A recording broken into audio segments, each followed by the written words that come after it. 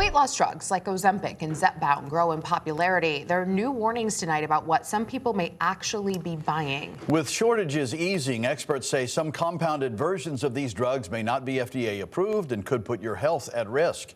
Fox 61's Priscilla Meza takes a closer look at the dangers.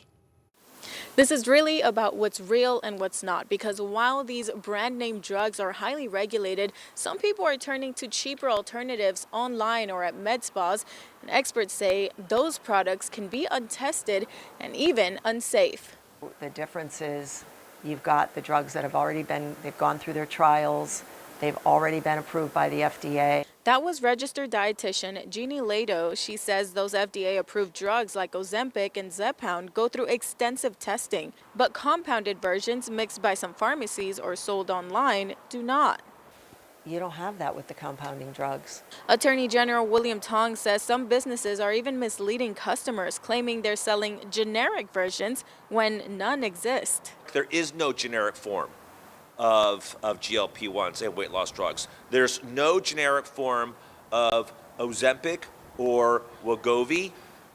There's no generic form of Mounjaro or Zepbound. State investigators say some products being sold are not just unregulated, but potentially dangerous.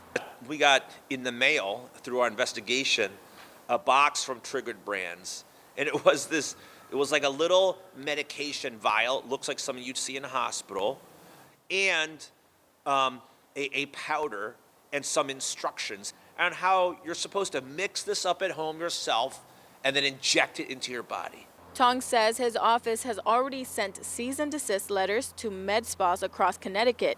The letters warn these businesses to stop selling these products right away. 37 of my colleagues and I have written to the FDA, standing shoulder to shoulder with Senator Blumenthal and trying to get the FDA to take stronger action. Why?